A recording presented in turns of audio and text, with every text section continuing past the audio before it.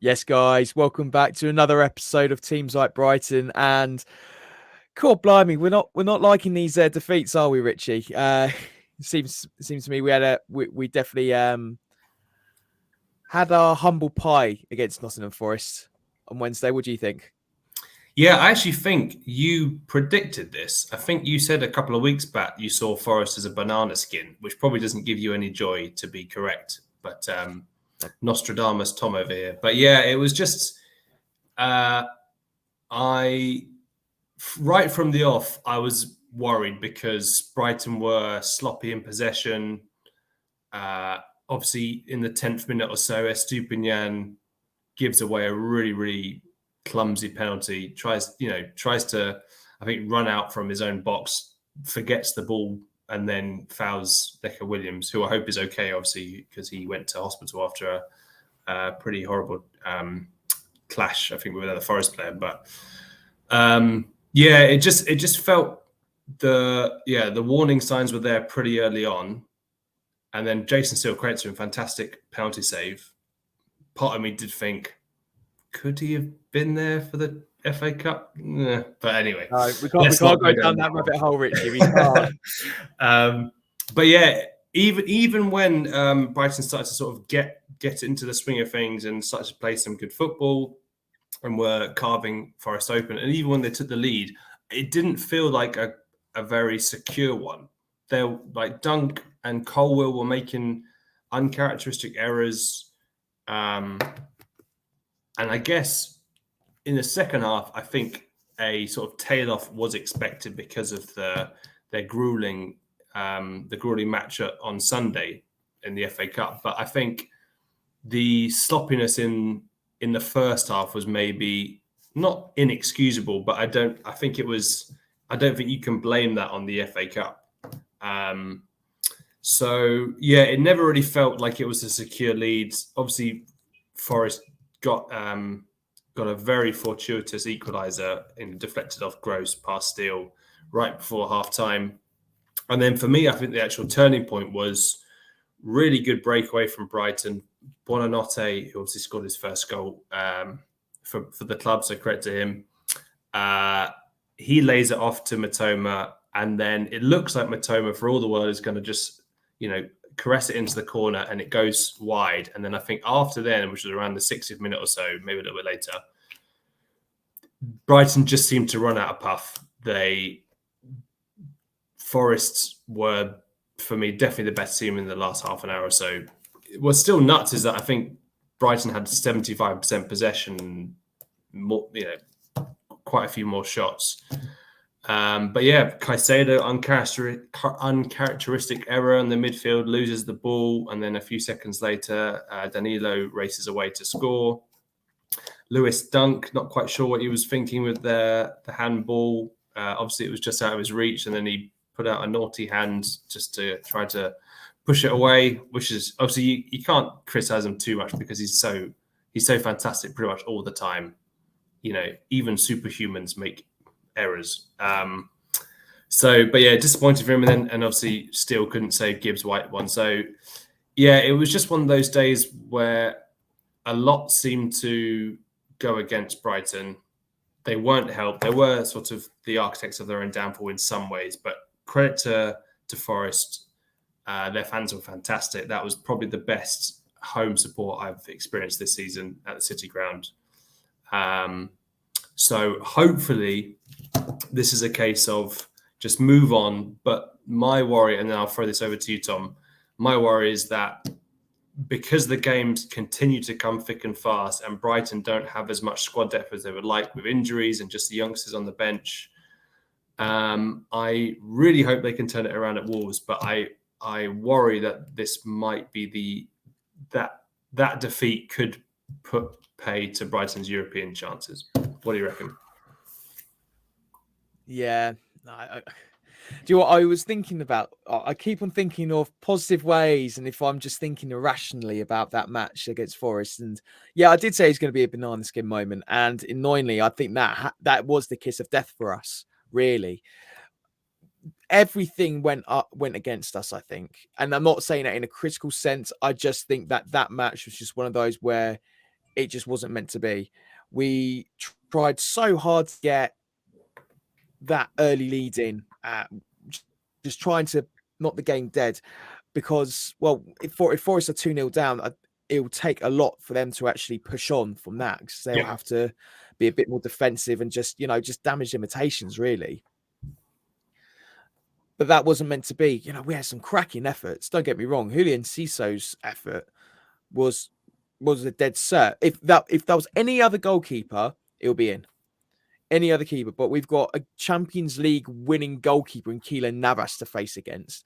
And do you know what? He was a massive difference. He was orchestrating the defense. He was motivational, pumping the crowd up. And, he was instrumental in that, because I've never experienced a fan base where they were so loud overall for 90 minutes. Yeah, they were quiet after we took the lead, but after they got the equaliser, that was motivation for them to not shut up in the second half. And don't get me wrong, we weren't quiet either. I was there. We weren't quiet. We were still chanting and singing. But 1,800 Brighton fans versus 27,000 Forest fans who are loud and just would not be quiet were pivotal. I think they were essential for them to get those 3 points, because once they took the lead, it was just any tackle, any set piece they won, it was just like as if they've scored a goal, and you can't argue with that. I think that was just a case of it just wasn't going to be our day. Look, with Europe, a lot of people are saying, yeah, you've got a few games in hand, but I've said this before in this podcast. They're Manchester United, they're Newcastle United away, and they're Man City at home. They're not easy matches. We still got to play a lot of the teams above us. We've got a few teams below us. And I said, Forest was a banana skin. We need to win that. If that was at the Amex, we would have won it. No argument there. But now we've got the case of, right, we've just lost to Forest, who are battling for survival here. And that was a huge 3 points to them. Now we go to Wolves, and we've got to get a result there. And Lopetegui looks like he's getting a rhythm at Wolves. I think results have been quite unfair to them. Look, we've had our fair share of VAR mishaps. They've had a lot more. So they're going to be keen to get a result. We need a win if we want any chance of us getting back on track for European football. And like you say, the games are coming thick and fast. I don't think we've got more than 3 days of rest in between matches now. In our last 4 matches, they're over 10 days. It's going to be a huge test for our squad depth, our fitness. Players are going to get fatigued. We're going to pick up injuries towards the end of the season now, because the youngsters haven't got a lot of minutes in them. They haven't got a lot of experience in them. Mistakes are going to be made.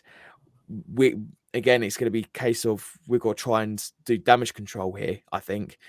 We could get a result at Wolves.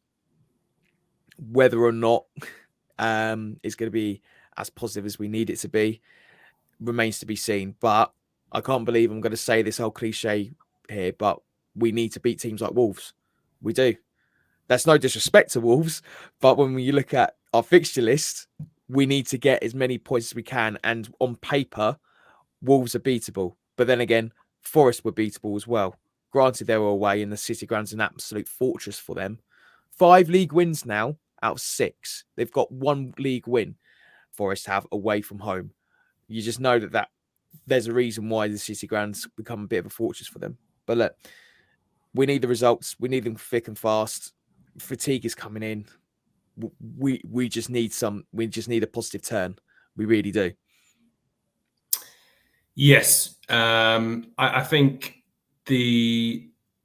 with Wolves, obviously, I'm just looking at the Premier League table here. So they've won 3 of the last 4, and they've picked up 10 from a possible 15, which is a pretty good return. I think, just have a look here. They're 8 points above the drop zone, so pretty much 1 more win will guarantee their safety. So their tails are certainly up. I do think Brighton can beat them. Again, it's not the longest turnaround from Wednesday night. Hopefully, Evan Ferguson will be back. He, before the Forest game, De Zerbi said he didn't want to take any risks with the 18-year-old who's been out for a couple of games after coming off against Chelsea earlier this month. Joel Veltman wasn't risked. He also came off against Chelsea, played this a little bit of the second half and extra time against Man U, but wasn't risked again. Webster also wasn't risked. So hopefully these players will be coming back. I would love to see Ferguson start. That would be fantastic. If not, maybe Welbeck up top. I think obviously against Forest, Enciso was leading the line, and I think there was plenty of positivity in that display. Certainly in the first half, he had sort of it looked like he was not quite at the Chelsea level, but there were times when he was just putting off some brilliant tricks and flicks. Really, really is an exciting talent. But yes, I think just because Brighton have games in hand doesn't mean they're going to win those games in hand. And I think the first few games are pretty key because Brighton have got a bit of a longer break. So obviously next Thursday they host Man U. Obviously they've got Wolves at the Amex on Saturday. Then on the bank holiday, Monday on the 8th of May, they've got Everton at home. And then the 14th of May, Arsenal away. So you've got a little bit more time, but then the following ones, it's just boom, boom, boom. It's really, really tough. So hopefully, if you just look at the fixtures that Brighton have got that are winnable, you've got Wolves that on paper you think they'd win, Everton at home, Southampton at home. So they're 3 games that you hopefully pick up 9 points, which takes Brighton from, touch wood, from 49 to 58. I do think probably if Brighton want to get Europe, they probably have to get into the 60s. I'm not quite sure how high, but I think what will be key is Brighton really cannot afford to get any more injuries. Hopefully they can get some players back. But yeah, this is a tough test. Wolves are definitely have definitely improved under the new boss. So yeah, I think it will definitely be a difficult one.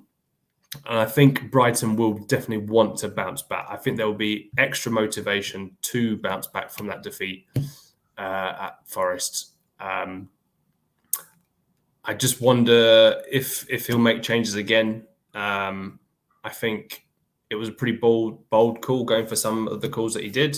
Enciso is a false 9, Buonanotte obviously coming on for his first Premier League start. But yes, I think one thing that just one interesting takeaway I think from the game, just want to add, is I wrote a piece where De Zerbi spoke at length about squad depth, injuries, and mentality. And I'll just read a little snippet. He says when he was asked if Brighton have enough depth to play 3 games a week in Europe for next season, he said, "I don't know. I am honest. I don't want to speak in this way when we lose a game. I'm proud of my players, even though we lost. We will speak with Tony Bloom at the end of the season. We are suffering too many injuries at this moment." And I just thought, with the fact that he hasn't really, in the last few games, he hasn't really used that many different substitutes. It just kind of made me think back to at the end of the January transfer window when he said, I think I need some players in some positions. I spoke a lot of times with Tony Bloom. He knows my opinion very well because we are a very good team and we can improve also from the transfer market window. We lost Trossard, and this was obviously when Caicedo looked like he could potentially go. He said, we lost Trossard, and if we lose Caicedo, it can be a problem for us if we want to fight for a European spot or finish on the table. If we stay like this, we can stay, but I don't like it. So, Tom, do you think the difference between Brighton potentially getting into Europe or not would be the Brighton not maybe signing more players for the now in January, or at least a replacement for Trossard, because Trossard could play a false 9, a winger, attacking midfielder, and he was obviously the joint top scorer. So obviously, just to add, they did bring in Buonanotte and Ayari, but 18 and 19-year-olds. Yeah. What do you reckon? It's It's a hard one, isn't it? Talking of squad depth, I'm just having a look at all the players that are out on loan at the moment. You know, we've got Steven Alzate, Kel Sherpin. I don't think he's going to got much of a future with us. Mikhail Kabalnik, again, a guy who said he wants to be, who's a defender, and now he's gone to becoming a midfielder. Is frustrating. Andy Zakiri's been quite impressive over at Basel, but he's got a option to buy. Whether or not they're going to exercise that remains to be seen. We've still got some exciting youngsters, you know, Kasper Kozlovsky and another one I'm trying to think of, Simon Adingra, as well over at USG, who's been fantastic for them. So we've got players coming in. It's just a case of whether or not De Zerbi sees that they're good enough. And I do agree on the sentiment. I think if we don't get Europe, the transfer direction will be a lot different. If we get Europe, that means we're playing midweek a lot more. Well, at least 6 times next season, which can take its toll. So with that, we've got to think about possible replacements as well as adding in squad depth. Like we could be looking at calls for 5-6 new players coming in, or at a push, at the very least 4. I think, is if we get the loanees doing well. So it remains to be seen. Again, we know what Bloom's like. He's got a scenario for every single direction. He's got a transfer list if we don't get Euro. He's probably got a transfer list if you've got conference, and a transfer list if we get Europa. So it'll be interesting to see what happens going forward. I think we will be recruiting in the summer. Look, we've got talks of João Pedro at the time of recording this from Watford coming to us. And it's very close to Fabrizio Romano. Here we go. So it's quite clear that we are looking to recruit. And I like the fact that he's getting it done as quickly as we possibly can. And if we could get players like João Pedro in, reinforcing the attack, very fluid in attack and in positioning as well, fits very well with De Zerbi's philosophy, we could be in for a good summer. But it all remains to be seen. It's a classic. We've got to wait and see at this moment in time. I do see a lot more players leaving if we don't get Europe at all, which means that we're going to be 2-3 steps back. So then we have to recruit for those numbers, as well as getting some squad depth in. But it's so hard to call at the moment. But I do see us having a different transfer approach in the window if we don't get Europe. But do you think it was a mistake for Brighton not to strengthen more in January, just gone? No, I think that's too much of a risk, really. Who could we have brought in within our transfer budget, within our wage structure? I think it's well documented that we've got, I think it's like the 18th, 17th highest wage budget in the whole of the league. I don't. You mean lowest? No, 17th highest. 17th highest. Well, we've got the 4th lowest. We've got the 4th lowest wage structure. So, we're in this position where we've got to be really strict with our finances, and all of the purchases that we have made are calculated risks, and Bloom loves a calculated risk. So I think with Trossard going, that was just a curveball that was thrown by him even. Should we have got someone in? Possibly. But we got Buonanotte in, and he's very much, he looks like a different quality kind of player. And Cisso's finally getting himself into place. There are a lot of positives in this squad, and there are opportunities for youngsters to really step up. Whether or not they do is another matter. We're very much focused on the youth, so give youth a chance, I say. I just don't think it would have gone against a lot of the club's philosophy and ethos in the transfer window if we went to recruit, because it would have been panic buying, and it would be players that wouldn't fit our system. And I think it would have been one positive step, two negative steps backwards. Fair. I guess, yeah, my thing there is a good point about not throwing away the strategy that got them to this point. That's definitely a point well made, because they've had so much success. I just feel if Brighton, wanted, and obviously injuries is a massive factor, and you can't really. I guess you can expect injuries are going to happen, but you can't tell to what positions and whatnot.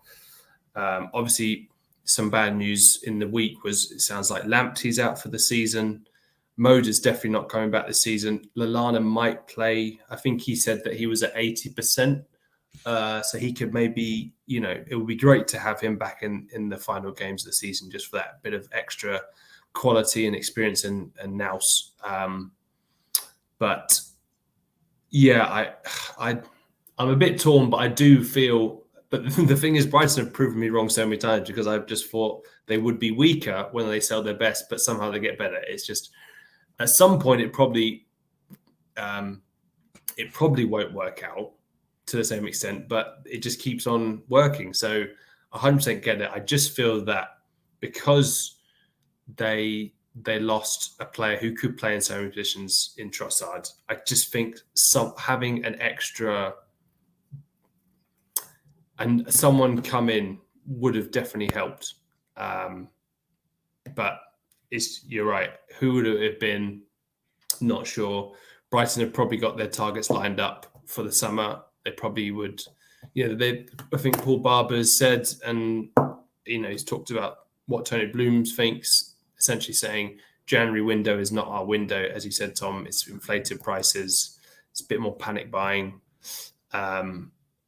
So yeah, I just hope that it's not a case of they fall short because they don't quite have the bodies to help out, but we shall see. So moving on, Tom. Obviously, we've touched upon Wolves. I think it was maybe just after.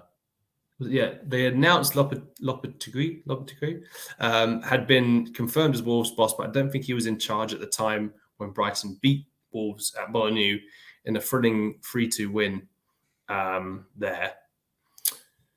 Do you think it will be similar, exciting game? Do you think it will be a bit more of a tight affair? How do you see it going? It's going to be tight. It's going to be a tight one.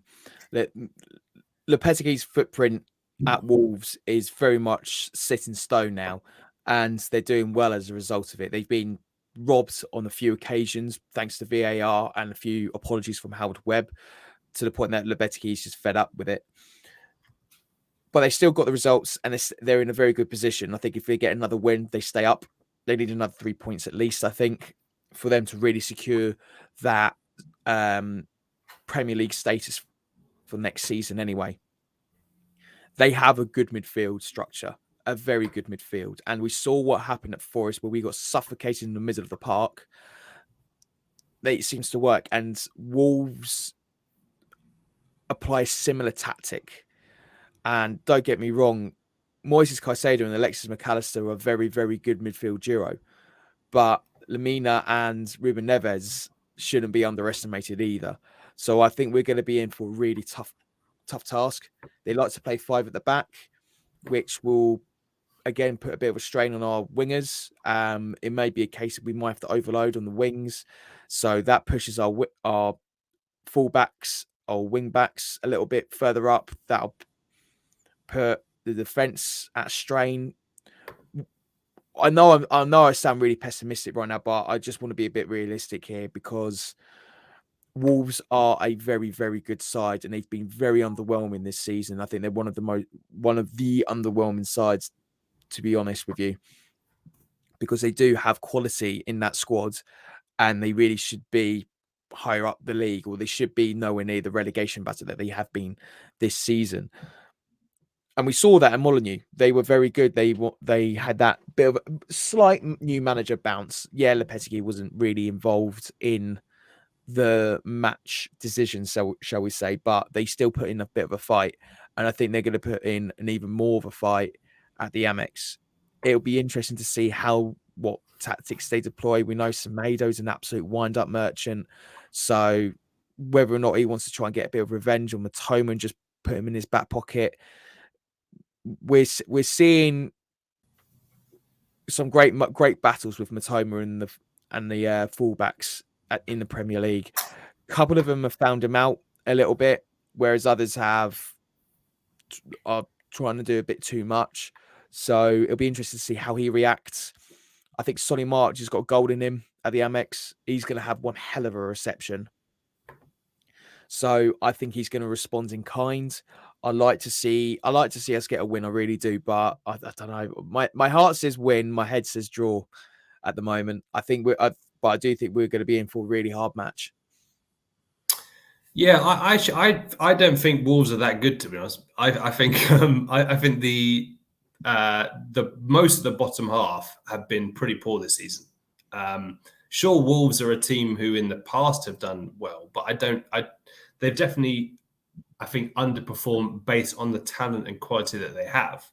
But if you actually look at sort of the games that they've had this season, I don't think I think too often they've been pretty under par. I mean, I'm just looking at the, I mean, this is maybe take it with a pinch of salt, but just in terms of like looking at the XG table, Wolves actually, based off the sort of the chances they've created and had against them, their actually expected points total is 33, yet they're on 37. So they've actually overperformed. 33 points would put them basically just a few points above the drop zone. So I think they've definitely got some good players. I think Jimenez seems like a shadow of his former self, the striker. I think even he's not even. I mean, he might be injured. I'm not quite sure, but he's I think only scored a handful of goals this season at tops. When he a couple of years ago he was obviously had that horrible injury, which I think has probably affected him sadly. But he was like a 20-goal striker kind of guy, at least double figures. The fact that I think they're starting with Diego Costa at times, who is again another player who's a bit over the hill for me. The manager's definitely getting a tune out of them at the moment, so they're coming into a good patch. But I still think they're very much beatable. I probably disagree, Tom. I didn't think they were particularly good at Molineux. I thought they showed flashes where they were good, but Brighton for me were by far the better team.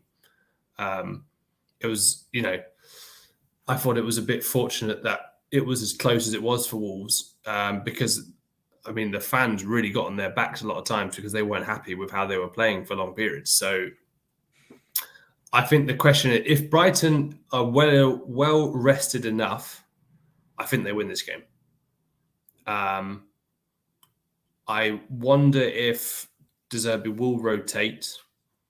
It's interesting that Billy Gilmore never gets a game. I know because you go, well, you're not taking out Gross, you're not taking out McCasey, you're not taking out Caicedo, but just the fact that, for example, Buonanotte, Yari are being chosen over him is interesting. Unfortunately, Brighton are like short in areas in the same position. So Veltman and Lamptey both injured. They haven't got a backup to Estupinian. Ferguson and Welbeck have been out injured. It's this annoying sort of double up thing that they have, unfortunately. So Wolves have definitely got the players to hurt Brighton, but I don't think.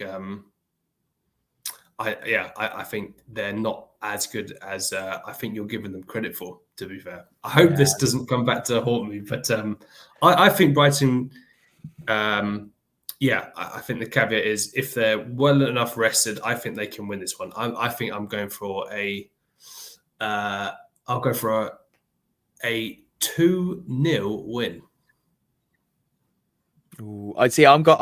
My heart says a 2-0 win, and my head says 2-2. So it'll be interesting to see which one's right. So hopefully it's my heart that does it. But yeah, there we go, guys. Guys, thank you so much for listening. Yes, again to us. Be sure to follow us on Twitter and be sure to like and subscribe on YouTube and whatever podcast platform that you're listening on. Thanks again, guys, and take care. Enjoy Wolves, and here's the 3 points. Up the Albion.